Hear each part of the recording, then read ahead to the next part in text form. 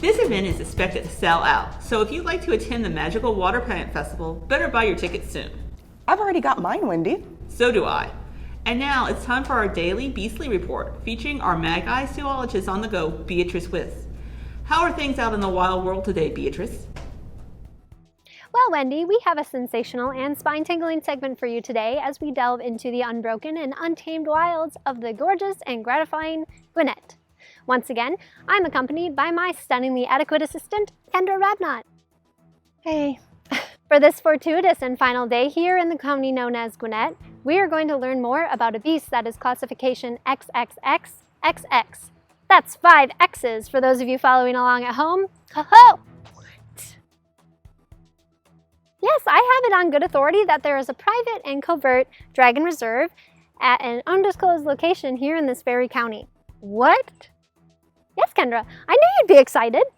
We're now standing mere yards away from the reserve, and I have every hope and expectation of witnessing one of these brutal and beautiful beasts in the flesh at any moment. You've got to be kidding me. No, I assure you, this is not in jest.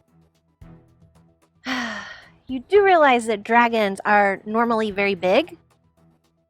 Easier to spot, I say. And that they breathe fire? I'm quite glad of it, actually. I should be able to warm up my tea. And that they're aggressive towards humans and cannot be domesticated? Fear not, I've come prepared.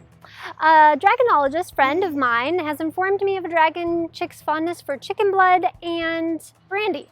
I shall offer this bucket of this noxious elixir to any dragon that I encounter. I predict it will remind the beast of its time as a juvenile, and thus we can invest a gentler and more manageable mood in its heart. You predict? You mean you have no idea if it's even gonna work? This sounds like a terrible idea.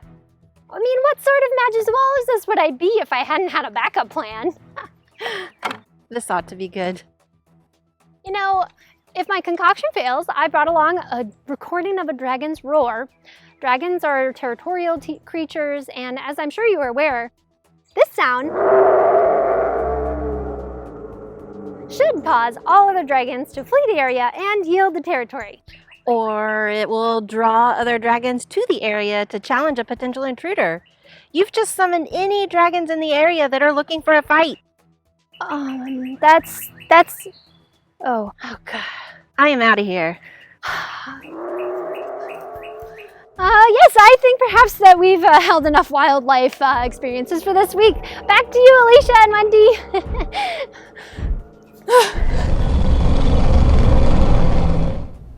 Well, I sure enjoyed learning about the fantastic beasts and magical creatures in Gwinnett County this week. Should we send someone to check on them? I'm sure they're fine. Nothing to get all fired up about. I don't know. And that's all the news today from Quibbler TV. I'm Wendy. No, seriously, I think we need to... Good night.